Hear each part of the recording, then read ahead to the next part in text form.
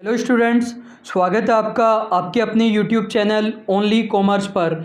HRM की ये classes important रहेगी एनटीए यूजीसी नेट स्टूडेंट के लिए, चाहे आपका कोड 8 हो, 17 हो या 55 हो, इक्वली इम्पोर्टेंट आपके लिए रहने वाली है। वैसे प्रीवियस ईयर एमसीक्यूज मैंने कोड नंबर 8 और 17 से इंक्लूड किए हैं। जैसा कि आपको पता है एचआरएम के सिलेबस को हमने 4 कैटेगरीज में डिवाइड कर रखा है और हम 250 प्लस एमसीक्यूज डिस्कस करने वाले हैं। हम ऑलरेडी 8 पार्ट्स में 170 previous year MCQs already discuss कर चुके हैं। आज हम पार्ट नंबर 9 में एमसीक्यू नंबर 171 से 190 तक डिस्कस करेंगे। यदि आपने अभी तक 8 पार्ट नहीं देखे हैं तो मैं आपको रिकमेंड करूंगा पहले आप वो 8 पार्ट देख लीजिए, फिर पार्ट नंबर 9 देखिए। हम न केवल यहाँ पर 20 एमसीक्यूज डिस्कस करेंगे बल्कि उनसे रिलेटेड टॉपिक्स को भी हम डिस्कस करने वाले हैं। तो आप बिल्कुल भी ये ना सोचें कि जब हमने टॉपिक ही नहीं पढ़ा तो हम क्वेश्चन किस तरीके से कर पाएंगे। और इन सभी की ऑनलाइन क्विज भी मैंने आप लोगों को प्रोवाइड करा रखी है। यदि आपने अभी तक हमारा टेलीग्राम चैनल या व्हाट्सएप ग्रुप ज्वाइन नहीं किया है तो कर लीजिए। टेलीग्राम में आपको सिंपली सर्च करना है ओनली कॉमर्स और हमारा चैनल आपको मिल जाएगा। व्हाट्सएप ग्रुप ज्वाइन करने के लिए आप मुझे मेरे कॉन्टैक्ट नंबर पर एसएमएस कर सकते हैं। तो सबसे पहला क्वेश्चन है हमारा, 2 स्टेटमेंट दे रखे हैं। Statement number 1, balanced score card is a measurement framework that help manager to translate strategic goals into operational objectives. Balanced score card एक ऐसा फ्रेमवर्क होता है जिसके द्वारा मैनेजर स्ट्रेटेजिक गोल्स को ऑपरेशनल ऑब्जेक्टिव में कन्वर्ट कर सकते हैं। Statement 2, economics is an interdisciplinary approach for designing equipment and system that can easily be and efficiently used by human beings. Economics एक ऐसा सब्जेक्ट है जिससे हम ऐसे इक्विपमेंट और सिस्टम डेवलप करते हैं जिससे ह्यूमन बींग इजीली और एफिशिएंटली यूज में ले सकते हैं। तो हमें पहले बैलेंस्ड स्कोर कार्ड को समझना पड़ेगा। तो ये एक टफ टॉपिक है और सीए फाइनल का टॉपिक है। इसे आप स्ट्रेटेजिक एचआरएम का पार्ट मान सकते हैं। तो इसे हम अच्छे से समझेंगे तो बिल्कुल ध्यान से आपको इसको देखना है। सबसे पहली बात, balanced score card model, short में हम कहेंगे बीएसएम। तो बीएसएम होता क्या है? ये बिजनेस परफॉर्मेंस स्कोर कार्ड है। जैसे आप लोग कोई भी एग्ज़ाम देते हैं तो आपके एग्ज़ाम की मार्कशीट आती है, स्कोर कार्ड आता है, वैसे ही बीएसएम बिजनेस की परफॉर्मेंस का स्कोर कार्ड है। तो आपको ये समझ में आ चुका है कि बीएसएम क्या है। एक तरीके से जैसे आपकी मार्कशीट होती है जो आपका रिजल्ट बताता है, वैसे ही बीएसएम बिजनेस की परफॉर्मेंस का रिजल्ट बताता है। दूसरी बात, इसको बैलेंस्ड क्यों कहा जाता है? तो बैलेंस्ड इसको इसलिए कहा जाता है कि जिन क्राइटेरिया के बेस पर हम परफॉर्मेंस को चेक कर रहे हैं वो क्राइटेरिया हमारे बहुत बढ़िया होते हैं। ये बैलेंस्ड और वेल राउंडेड अप्रोच को काम में लेता है। आगे मैं आपको बताऊंगा कि 4 क्राइटेरिया हम काम में लेते हैं परफॉर्मेंस को मेजर करने के लिए, और वो जो 4 क्राइटेरिया है वो बहुत बढ़िया है, इसलिए हम इसको बैलेंस्ड कहते हैं। इससे मैनेजर को क्या फ़ायदा होगा? मैनेजर इससे जो भी हमारी स्ट्रेटेजी है, विजन है, उसको हम हमारी ऑपरेशनल एक्टिविटीज़ में कन्वर्ट कर सकते हैं। तो शॉर्ट में एक कॉम्प्रिहेंसिव डेफिनेशन के रूप में हम कह सकते हैं कि बैलेंस्ड स्कोर कार्ड मॉडल एक स्टेटमेंट है। तो पार्ट में डिवाइड करते जाओ डेफिनेशन को, आपको इजीली समझ में आ जाएगा। तो बीएसएम क्या है? एक स्टेटमेंट है जो कंपनी प्रेजेंट करती है। किसको प्रेजेंट करती है? अपने शेयर होल्डर को प्रेजेंट करती है, इन्वेस्टर को करती है, क्रेडिटर को करती है, कस्टमर को करती है। शॉर्ट में कहें तो यूजर्स ऑफ फाइनेंशियल स्टेटमेंट को ये प्रेजेंट किया जाता है। करना कंपलसरी है या वॉलेंट्री है? वॉलेंट्री है। ऐसा कहीं भी कंपनीज एक्ट में नहीं लिखा हुआ है। अगली बात, कंपनी एग्जिस्टिंग शेयर होल्डर को भी प्रेजेंट कर सकती है या फिर प्रोस्पेक्टिव कस्टमर्स को भी प्रेजेंट कर सकती है। यदि कंपनी को लगता है कि हमारा ये परफॉर्मेंस का स्कोर कार्ड बहुत बढ़िया है, बढ़िया हमने परफॉर्म किया है, तो फिर जो भी प्रोस्पेक्टिव इन्वेस्टर है उनको भेजेगी जिससे वो भी हमारे शेयर होल्डर बढ़ जाए और हमारी कंपनी का इन्वेस्टमेंट बढ़ सके। फिर कितने यहाँ पर क्राइटेरिया होते हैं, किन किन बेसिस पर हम परफॉर्मेंस को चेक करते हैं। अगर हम शॉर्ट में कहें तो दो यहाँ पर क्राइटेरिया है, फाइनेंशियल और नॉन फाइनेंशियल। लेकिन अगर आपके एग्जाम में क्वेश्चन आता है कि बीएसएम के कितने क्राइटेरिया होते हैं, तो आपको दो क्राइटेरिया नहीं कहकर चार क्राइटेरिया कहना है। पहला है फाइनेंशियल, और जो बाकी के ये हमारे 3 पॉइंट है ये तीनों ही नॉन फाइनेंशियल है, लर्निंग या फिर ग्रोथ। थर्ड है इंटरनल प्रोसेस, और फोर्थ है हमारा कस्टमर। तो इसको हम अच्छे से एक बार समझ लेते हैं। तो जो हमारा फाइनेंशियल पर्सपेक्टिव है, कहने का मतलब फाइनेंशियल स्टैंडर्ड के बेसिस पर कंपनी ये डिसाइड कर रही है कि हमने साल भर में बढ़िया परफॉर्म किया या नहीं किया। तो कंपनी बताएगी कि हमारी रेवेन्यू कितनी बढ़ी, एक्सपेंसेस बढ़े या फिर घटे, हमारी इनकम कितनी बढ़ी, कैश फ्लो पर क्या इफेक्ट पड़ा, और हमारी एसेट की वैल्यू पर क्या फ़र्क पड़ा।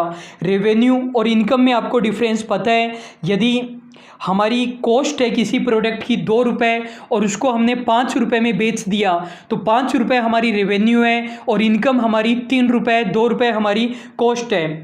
कस्टमर प्रोस्पेक्टिव में हम क्या क्या देख सकते हैं कि हमारे प्रोडक्ट से कस्टमर सेटिस्फाई है या नहीं है। जैसे कंपनी मोबाइल बेचती है तो सर्विस सेंटर पर जितने कम कस्टमर आएंगे, कस्टमर प्रोडक्ट से उतना ही सेटिस्फाई है। कस्टमर रिटेंशन कितना है, जैसे हम किसी ऐप वगैरह को सेल करते हैं, सर्विस करते हैं, तो कस्टमर अगले महीने या अगली साल भी सब्सक्रिप्शन कंटिन्यू रखता है या नहीं रखता है। नेटफ्लिक्स का सब्सक्रिप्शन आपने 2 महीने ही रखा, कंटिन्यू नहीं किया, तो कस्टमर रिटेंशन नहीं हो रहा है। मार्केट शेयर हमारा बढ़ा या फिर घटा, ब्रांड वैल्यू हमारी बढ़ी या फिर घटी। फिर ये जो हमारा लर्निंग या ग्रोथ है, लर्निंग या फिर ग्रोथ हमारा रिलेटेड है एम्प्लॉयज से, तो एम्प्लॉय सेटिस्फाई है या फिर नहीं है। एम्प्लॉय टर्नओवर का मतलब है लेबर टर्नओवर रेशियो। मैं काफ़ी बार आपको एलटीआर के बारे में बता चुका हूँ, तो आज आप एक बात मुझे कमेंट बॉक्स में बता देंगे, एलटीआर बढ़ना कंपनी के लिए फ़ायदेमंद है या एलटीआर का घटना कंपनी के लिए फ़ायदेमंद है। एलटीआर ज़्यादा होना चाहिए या कम होना चाहिए, ये आप मेरे को कमेंट बॉक्स में बता देंगे। तीसरी बात है एम्प्लॉय की स्किल बढ़ी या फिर नहीं बढ़ी, एम्प्लॉय को हमने क्या एजुकेशन या फिर ट्रेनिंग प्रोवाइड की।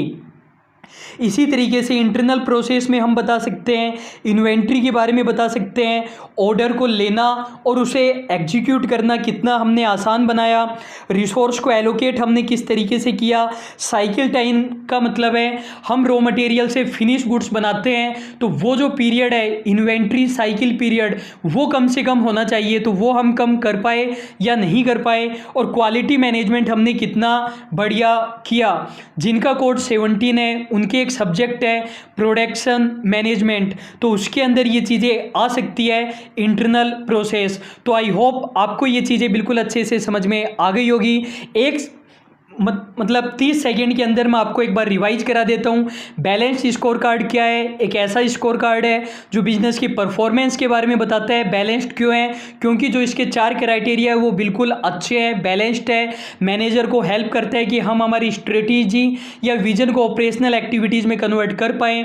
ये कंपनी अपने प्रोस्पेक्टिव इन्वेस्टर और एग्जिस्टिंग इन्वेस्टर को भेजती है। और ये हमारे फाइनेंशियल और नॉन फाइनेंशियल क्राइटेरिया है। फाइनेंशियल के अंदर हम रेवेन्यू और इनकम देखते हैं।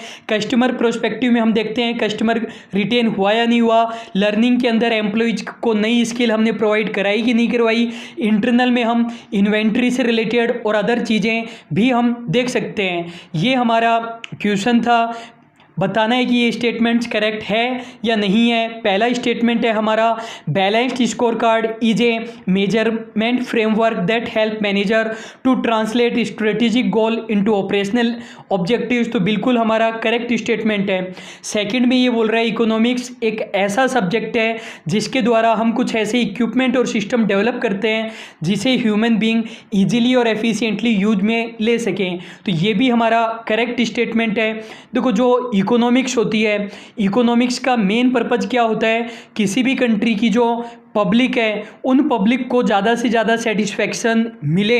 और पब्लिक को ज़्यादा सेटिस्फेक्शन कब मिलेगा? जब ज़्यादा से ज़्यादा गुड्स एंड सर्विसेज होगी कम से कम प्राइस पर, तब। तो सेकंड स्टेटमेंट को यदि आप फिर से रीड करोगे तो ये इसी बारे में बात कर रहा है। और जब हम इकोनॉमिक्स को बिल्कुल डिटेल में पढ़ेंगे तब आपको कोई भी कन्फ्यूज़न नहीं रहेगा।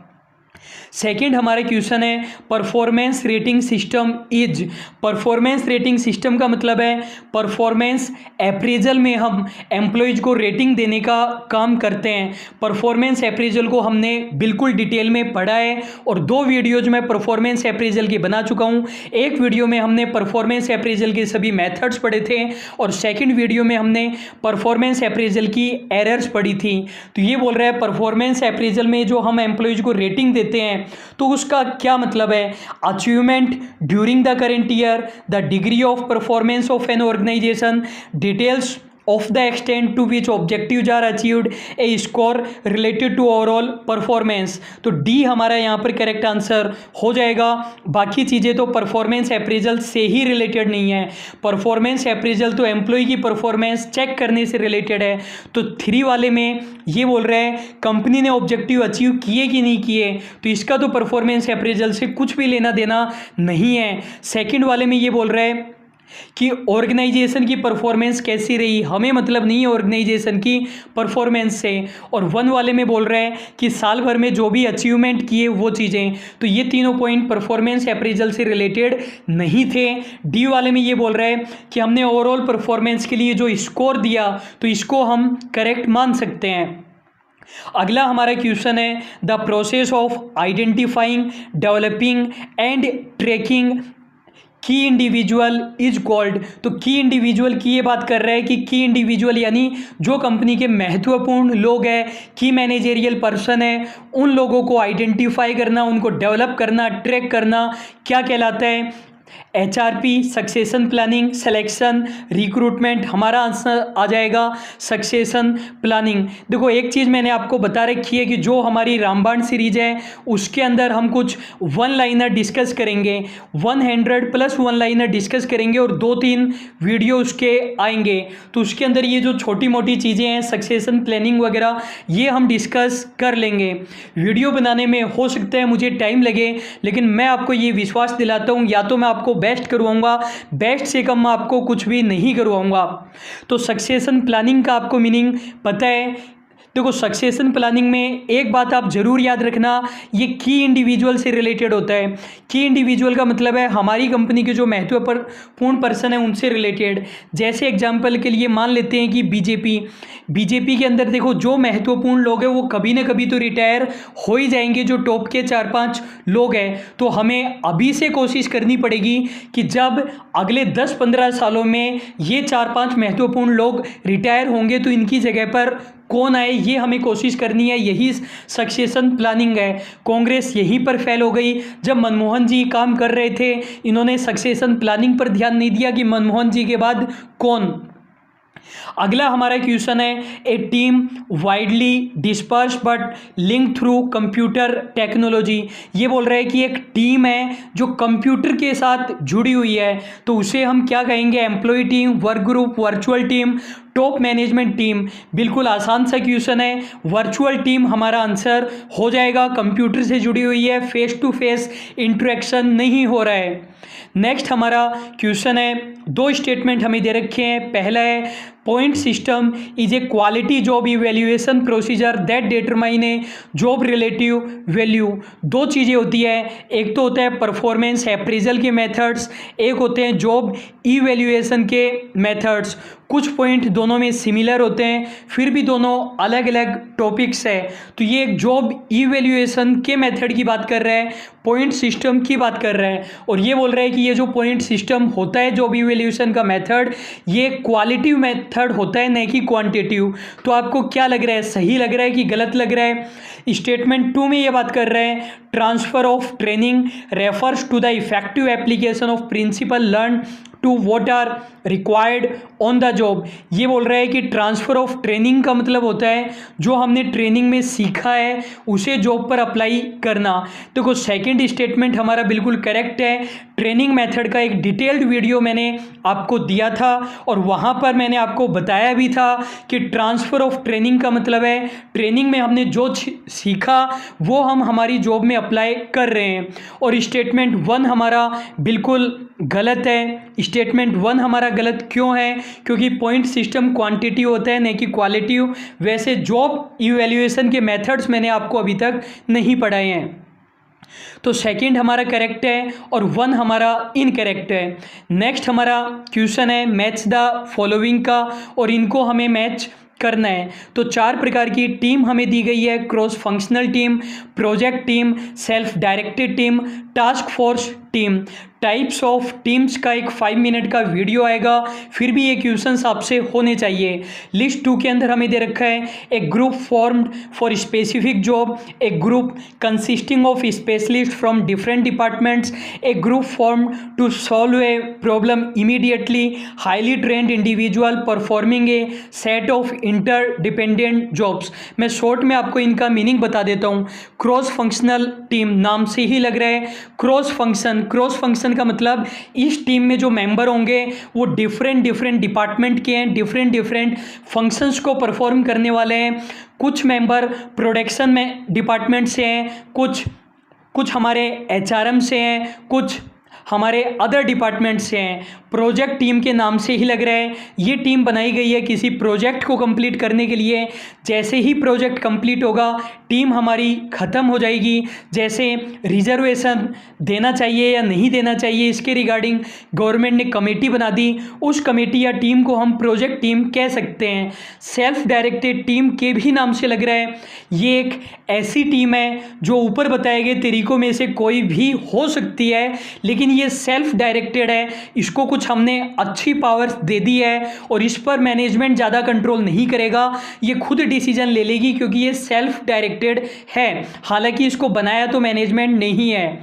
टास्क फोर्स क्या होता है? टास्क फोर्स भी प्रोजेक्ट टीम के जैसा ही होता है, लेकिन प्रोजेक्ट टीम हो सकता है किसी जनरल पर्पज से बनाया गया हो, मतलब किसी जनरल प्रोजेक्ट के लिए बनाया गया हो जो कि लंबा चले, लेकिन जो टास्क फोर्स है वो किसी इमीडिएट प्रॉब्लम के लिए बनाया गया है और ये शॉर्ट टर्म होता है और इसको काफ़ी ज़्यादा पावर दी जाती है। जैसे ताज होटल में आतंकवादी आ गए थे तो फिर एक तरीके से हमने टास्क फोर्स बनाया कि इन आतंकवादियों का सफाया करना है, जहाँ से आए हैं वहीं भेजना है इनको, तो फिर ये हमारा टास्क फोर्स होता है। अब हम देखते हैं हमारी सेकंड लिस्ट में से कौन सा किस में आएगा। A group formed for specific job. सबसे पहले हम देख लेते हैं क्रॉस फंक्शनल में कौन सा आएगा। देखो कोई भी ऑप्शन हमारा रिपीट तो वैसे नहीं हुआ है। क्रॉस फंक्शनल वाले के अंदर हम करेंगे 2, प्रोजेक्ट वाले के अंदर हम कर सकते हैं 1, सेल्फ डायरेक्टेड वाले के अंदर हम करेंगे 4 और सी वाले के अंदर हम करेंगे 3। तो 2 1 4 3 हमारा करेक्ट आंसर हो जाएगा। तो बिल्कुल करेक्ट, डी हमारा करेक्ट है। अगला हमारा क्वेश्चन है lines of advancement in an occupational field within an organization is called.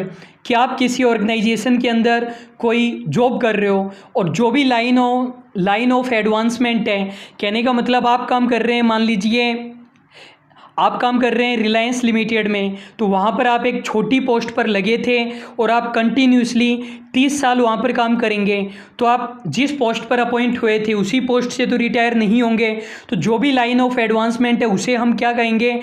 उसे हम कहेंगे कैरियर पाथ।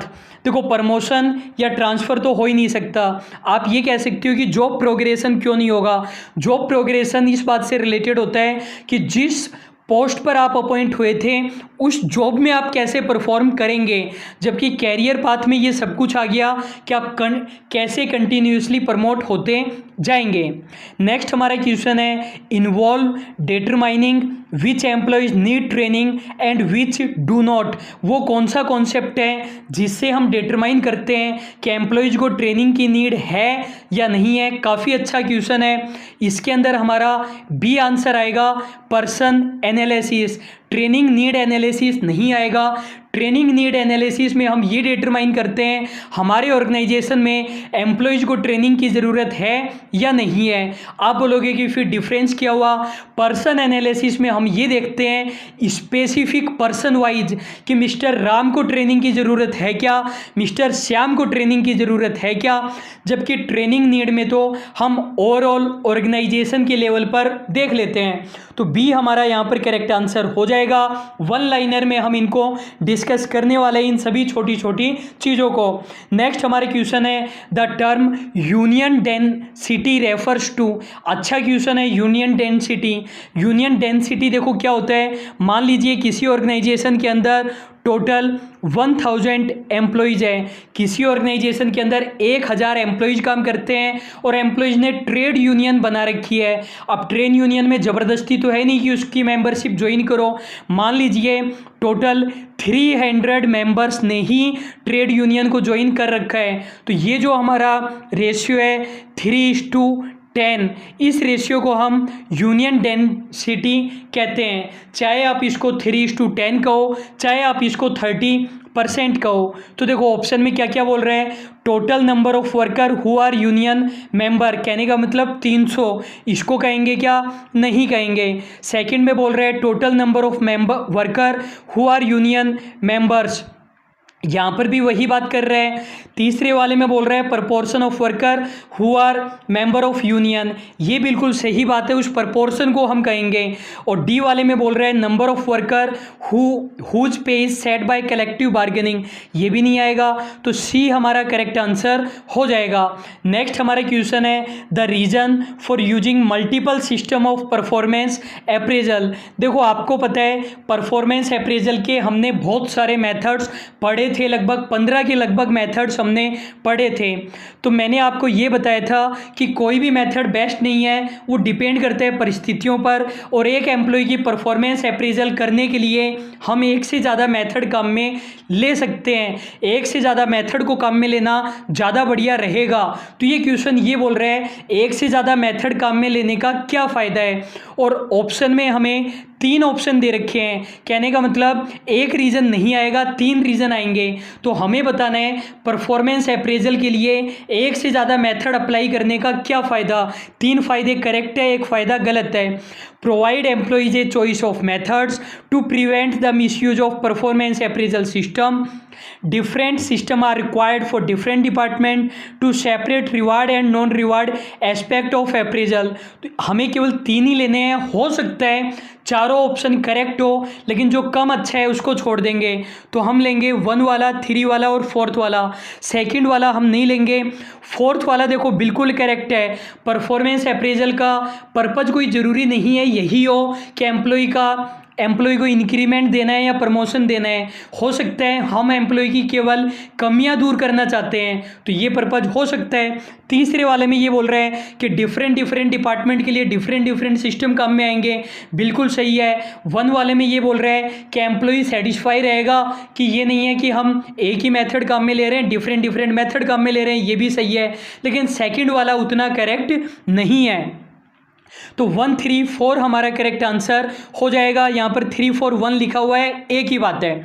नेक्स्ट हमारा क्वेश्चन है स्टेटमेंट 1 स्पोर्ट बोनस। देखो कहीं पर भी स्पोर्ट का मतलब आ जाए, इसका मतलब इमीडिएटली। अगर मैं बोलूँ कि मैं आपको स्पोर्ट रिप्लाई करूँगा, स्पोर्ट रिप्लाई का मतलब आप अभी कमेंट करोगे और मैं आपको अभी जवाब दे दूंगा।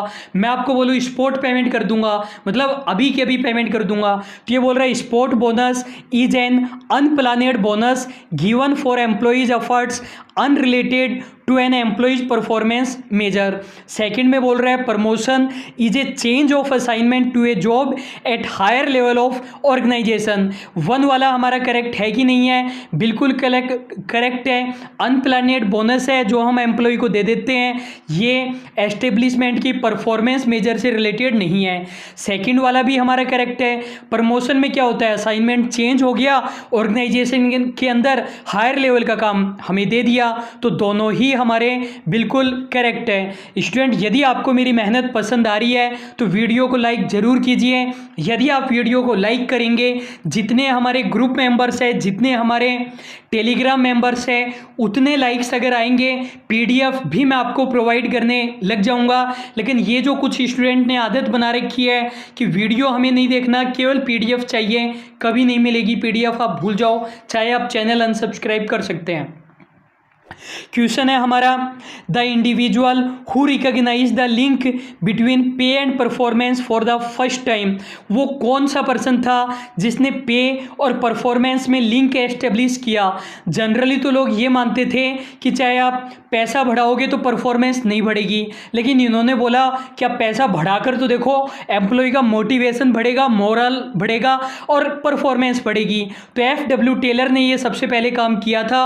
आपको पता है एफ.डब्ल्यू. टेलर के प्रिंसिपल भी क्लासिकल है, काफ़ी पुराने हैं, तो सबसे पहले इन्होंने ही एस्टेब्लिश किया था। रामबाण सीरीज में हम जो थ्योरीज एंड ऑथर्स डिस्कस करते हैं उसका एक वीडियो आ चुका है और लास्ट में एक वीडियो और आएगा, उसमें हम ये छोटी मोटी बची हुई चीज़ें भी डिस्कस कर लेंगे। नेक्स्ट हमारा क्वेश्चन है, contains data about each employees skill and work experience ETC। इनमें से वो कौन सी चीज़ है जिसमें एम्प्लॉयज की स्किल और वर्क एक्सपीरियंस लिखा होता है। यदि आप बायोडेटा समझ रहे हैं तो बिल्कुल गलत समझ रहे हैं। बायोडेटा की फुल फॉर्म होती है बायोडाइवर्सिटी डेटा।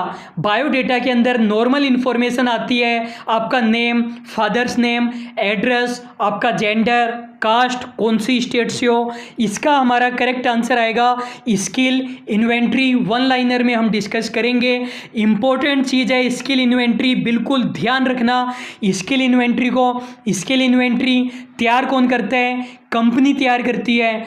जैसे आप लोगों ने कई बार मूवीज़ और वेब सीरीज़ वगैरह में देखा होगा कि जो भी हमारा DSP होता है या फिर होम मिनिस्टर होता है, वो बोलते हैं कि ये बहुत बड़ा हमला हो रहा है, हम कैसे इसको सॉल्व करेंगे। तो फिर सुझाया जाता है कि इस नाम का पर्सन है, कोई मिस्टर X नाम का इंस्पेक्टर है और ये उसकी स्किल है और ये पर्सन सॉल्व कर सकता है। तो स्किल इन्वेंट्री में कंपनी क्या करती है? अपने एम्प्लॉयज़ की स्किल और वर्क एक्सपीरियंस की डिटेल रखती है कि किस एम्प्लॉय की क्या स्किल है। तो ये आपको ध्यान रखना है स्किल इन्वेंट्री के बारे में। नेक्स्ट हमारा क्वेश्चन है, पहला स्टेटमेंट है एन आर्बिट्रेटर। देखो आर्बिट्रेटर क्या होता है मैं आपको काफ़ी बार बता चुका हूँ। यदि डिस्प्यूट होता है, डिस्प्यूट चाहे मैनेजमेंट और वर्कर के बीच में हो या किसी के भी बीच में हो, आपको किसी पर भी केस करना है, आपको मुझ पर केस करना है, तो दो तरीके हैं। या तो हम कोर्ट में चले जाएं और इंडिया में कोर्ट आपको पता ही है कितना डिले फैसला सुनाते हैं। तो अगला ऑप्शन होता है आर्बिट्रेटर। एक पंच हम नियुक्त करेंगे। ये पंच हम ओड नंबर में नियुक्त करते हैं, चाहे 1 करो, चाहे 3 करो, चाहे 5 करो, क्योंकि 4 करेंगे और फैसला दो की सहमति से आया तो दिक्कत आएगी। तो आर्बिट्रेटर हम ओड नंबर में नियुक्त कर लेते हैं और वो जो कहेगा वो हम मान लेंगे। एक्ट होता है आर्बिट्रेशन के लिए, उसके अकॉर्डिंग ही काम हो सकता है। तो स्टेटमेंट 1 में ये बोल रहे हैं, N arbitrator is an outside third party is brought into settle a dispute and he or she has the authority to make a decision। Statement 2 में बोल रहे हैं, man power planning is needed in order to identify an organization need to have optimum workforce. आसान सा क्वेश्चन है, दोनों ही स्टेटमेंट हमारे करेक्ट है। नेक्स्ट हमारा क्वेश्चन है, match the following personality aptitude skill inventory performance appraisal. थोड़ा सा टफ क्वेश्चन है, ध्यान से देखेंगे। 2 या 3 ऑप्शन हमें आते हैं तो हम कर सकते हैं। Ability to do the job, stable pattern of behaviour, measuring the skill inventory, capacity to acquire skill. तो पर्सनैलिटी के अंदर हमारा 2 आ जाएगा, stable pattern of behaviour. Aptitude के अंदर 4 आएगा हमारा। जैसे एप्टीट्यूड टेस्ट में हमने पढ़ा था कि नई स्किल एक्वायर कर सकते हैं कि नहीं कर सकते। कोई सॉफ्टवेयर हमें नहीं आता लेकिन हमारी स्किल इतनी है कि हम इजीली सीख सकते हैं। स्किल इन्वेंट्री के अंदर 1 आ जाएगा हमारा ability to do the job और परफॉर्मेंस अप्रेजल के अंदर हमारा 3 आ जाएगा measuring the skill inventory. Performance appraisal से ही तो पता चलेगा किसी एम्प्लॉय में स्किल है या नहीं है। 2, 4, 1, 3 हमारा करेक्ट आंसर हो जाएगा। नेक्स्ट हमारा क्वेश्चन है, which of the following statements are correct. Correct statement हमें बताना है। एक स्टेटमेंट करेक्ट हो सकता है, 2 हो सकते हैं या 3 हो सकते हैं, चारों स्टेटमेंट करेक्ट नहीं है। तो पहला पॉइंट है the term salary is commonly used for those employees whose pay is calculated according to the number of hours. ये बोल रहा है सैलरी वर्ड तब काम में लेते हैं जब हम घंटे के हिसाब से पेमेंट करते हैं। The word dynamic is derived from Greek word which means power. Time scale for performance appraisal is usually 1 year. Human relation theory focuses on informal organization। देखो 4 वाला हमारा बिल्कुल करेक्ट है। हमने इंडस्ट्रियल रिलेशन की सभी थ्योरीज एक ही वीडियो में विद प्रीवियस ईयर एमसीक्यूज पढ़ी थी। ह्यूमन रिलेशन थ्योरी ये कहती है परफॉर्मेंस तब बढ़ेगी जब आप ह्यूमन रिलेशन को डेवलप करोगे, एम्प्लॉयज़ को इंटीग्रेट करोगे। तो बिल्कुल इनफॉर्मल ऑर्गेनाइजेशन पर ही जोर देती है। सेकंड भी हमारा सही है।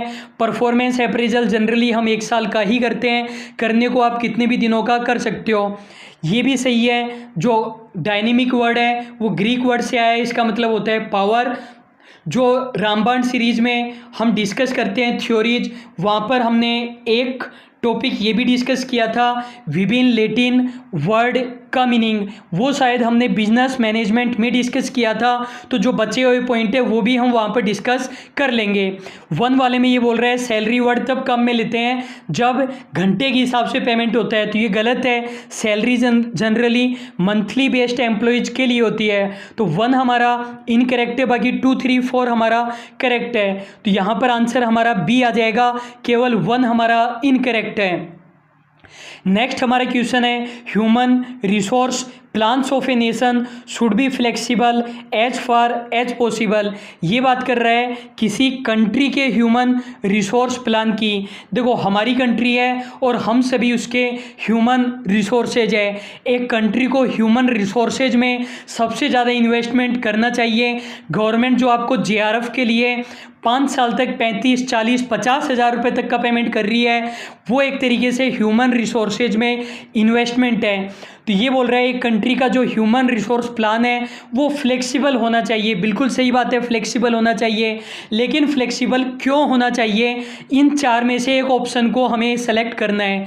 कोई ज़रूरी नहीं है कि 3 ऑप्शन गलत हो सकता है चारों ऑप्शन सही हो। हमें बेस्ट को सेलेक्ट करना है। To accommodate change in senior management teams, to adapt to changing skill and qualification, to accommodate the rapidly changing environment in which most organizations operate, to ensure diverse workforce at all level। देखो सबसे बढ़िया की बात करें तो 2 और 3 हमें लग रहे हैं, बाकी ये दोनों कम अच्छे हमें लग रहे हैं, बाकी ये भी ठीक लग रहे हैं। और 2 और 3 की बात करें तो 3 वाला हमें ज़्यादा बढ़िया लग रहा है, तो 3 हमारा करेक्ट हो जाएगा।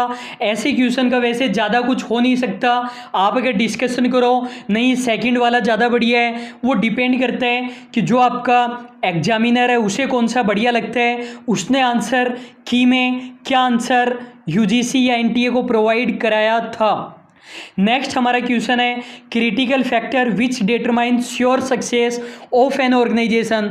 ऑर्गेनाइजेशन की श्योर सक्सेस किस पर डिपेंड करती है, तो यहाँ पर भी हमें इन 4 में से बेस्ट को सेलेक्ट करना है कि हमारा ऑर्गेनाइजेशन कैसे सक्सेस होगा।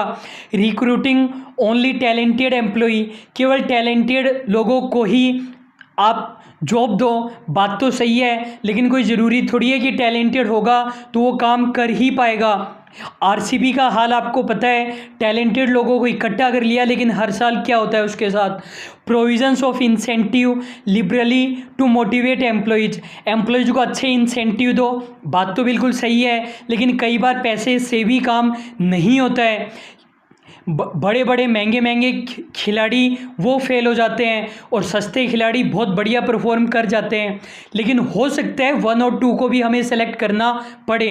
Creating culture and system in which staff can use their talent, 3 वाला बढ़िया पॉइंट है। ये बोल रहा है ऐसा कल्चर बनाओ कि जो अपने एम्प्लॉयज़ है वो टैलेंट को बढ़िया तरीके से काम में ले पाए। जैसे धोनी भाई है वो ऐसा कल्चर रखते हैं टीम के अंदर कि सभी को बिल्कुल लाइट फील होता है, कभी भी माथे पर शिकन नहीं लेकर आते हैं। एक वीडियो में तो नेहरा जी गाली बक रहे हैं धोनी को, वीडियो आपने देखा होगा, वरना सर्च कर लेना नेहरा अब्यूजिंग धोनी तो आपको मिल जाएगा। बाकी ईयरफोन लगा ले तो ज़्यादा बढ़िया है। लेकिन धोनी के माथे पर बिल्कुल भी सिकन नहीं आई। फोर्थ वाला तो मतलब 3 वाला हमारा बहुत बढ़िया पॉइंट है। फोर्थ वाला है creating conductive environment to ensure high performance from everyone. देखो फोर्थ वाला भी बहुत बढ़िया पॉइंट है, तो 3 और 4th में से हमें सेलेक्ट करना है। 4th हम सेलेक्ट करेंगे। नेक्स्ट हमारा क्वेश्चन है स्टेटमेंट नंबर 1। स्टूडेंट मैंने काफ़ी मेहनत से मैं वीडियो बनाता हूँ, यदि आप लाइक नहीं करेंगे, शेयर नहीं करेंगे और चैनल को बिना सब्सक्राइब करे जाएंगे तो मैं आपको ज़्यादा सब्जेक्ट प्रोवाइड नहीं करा पाऊँगा। वैसे मेरा टारगेट है 1 जुलाई से हम फाइनेंशियल मैनेजमेंट भी स्टार्ट कर दें। फाइनेंशियल मैनेजमेंट में एक चैप्टर को हम डिटेल में कर चुके हैं, बचे हुए हैं 8 चैप्टर, लगभग 2-2 घंटे की वीडियो आएंगे और उसके बाद फाइनेंशियल मैनेजमेंट के एमसीक्यूज भी हम करेंगे। शायद मैं 25 दिन फाइनेंशियल मैनेजमेंट में लूँगा। शॉर्टकट मेरे पास नहीं है, बेस्ट तरीके से कराऊंगा, लेकिन ये तभी हो पाएगा जब आप लोगों का रेस्पॉन्स मिलेगा। मुझे ऐसा लगता है टेलीग्राम और व्हाट्सएप ग्रुप कुछ लोगों ने सिर्फ पीडीएफ के लिए ज्वाइन किया है और जिन लोगों ने पीडीएफ के लिए ज्वाइन किया है उनके पास ऑलरेडी बहुत सारे पीडीएफ्स हैं और उनको ये भी नहीं पता कि किस किस चीज़ की पीडीएफ उनके पास में है। तो स्टूडेंट आप ऐसा बिल्कुल भी ना करें। स्टेटमेंट 1 है balanced score card is easy measurement framework that helps manager to translate strategic goal into operational objective. वही स्टेटमेंट लिखा हुआ है जो हमारे क्वेश्चन नंबर 1 में लिखा हुआ था। ये कर्नाटका सेट का आया हुआ क्वेश्चन है, तो 1 वाला तो हमारा करेक्ट है ही। सेकंड में ये बोल रहा है a group of individual job of an organization is called job family. Job family का मीनिंग मैंने आपको बताया था, जो सिमिलर जॉब होती है उसके ग्रुप को जॉब फैमिली कहा जाता है। तो सेकंड भी हमारा करेक्ट है, दोनों स्टेटमेंट हमारे करेक्ट है। ऐसे पॉइंट हम 1 लाइनर में लेकर आएंगे। तो ये हमारे 20 प्रीवियस ईयर एमसीक्यूज थे। आज आपको कमेंट बॉक्स में क्या बताना है? आपको बताना है लेबर टर्नओवर रेशियो बढ़ना कंपनी के लिए फ़ायदेमंद है या कम होना फ़ायदेमंद है? मीनिंग भी बताओ तो ज़्यादा बढ़िया है। बाकी यदि आप आलस्य करेंगे, कमेंट बॉक्स में नहीं बताएंगे तो मैं भी आलसी हो जाऊंगा। आज के लिए बस इतना ही। अच्छा अभी और बचे हुए हैं क्वेश्चन, तो ये हमारा नेक्स्ट क्वेश्चन है match the following. Types of interview का एक 5 मिनट का वीडियो आएगा, कोशिश करूँगा अगला वीडियो इंटरव्यू का ही हम लेकर आएँ। लगभग 10-12 मिनट का वीडियो रहेगा, लेकिन 5 मिनट के नाम से मैं अपलोड करूँगा। Structured interview, situational interview, behavioural interview, non directed interview. Short में मैं आपको मीनिंग बता देता हूँ। स्ट्रक्चर्ड इंटरव्यू को हम डायरेक्टेड इंटरव्यू भी कह सकते हैं। इसके अंदर हमने क्वेश्चन वगैरह पहले से ही तैयार कर रखे हैं जो हम एम्प्लॉय से पूछेंगे, और न केवल हमने पहले ही क्वेश्चन तैयार कर लिए बल्कि आंसर भी हमने तैयार कर लिए। वो आंसर आता है तो हम ज़्यादा बढ़िया मानते हैं। नॉन डायरेक्टेड में एक तरीके से अनप्लानेड है, इसमें हमने क्वेश्चन तैयार नहीं कर रखे हैं, हम वहीं पर क्वेश्चन पूछेंगे और जो आंसर है वो भी सब्जेक्टिव हो सकता है। सिचुएशनल इंटरव्यू में हम एम्प्लॉय को कोई सिचुएशन दे रहे हैं कि इस सिचुएशन में आप क्या करते हैं, और बिहेवियरल वाले के अंदर भी हम सिचुएशन दे रहे हैं। देखते हैं हम हमारे ऑप्शंस, तो ऑप्शन में क्या क्या है। स्ट्रक्चर्ड इंटरव्यू, देखो getting response without influencing applicants, seeking response to actual work incident happened in the past, seeking respond to a given hypothetical incident, seeking response for predetermined question. Structured interview, structured interview के अंदर हम कर देंगे 4, यहाँ पर 4 हो जाएगा। Situational interview के अंदर हम कर देंगे 3, बिहेवियरल डिस्क्रिप्शन इंटरव्यू के अंदर हम कर देंगे 2, और नॉन डायरेक्टेड इंटरव्यू के अंदर हम कर देंगे 1। तो 4, 3, 2, 1 हमारा करेक्ट आंसर हो जाएगा। तो स्टूडेंट आज का ये हमारा वीडियो था, आपको कैसा लगा कमेंट बॉक्स में ज़रूर बताइए। अभी के लिए बस इतना ही। Thank you so much.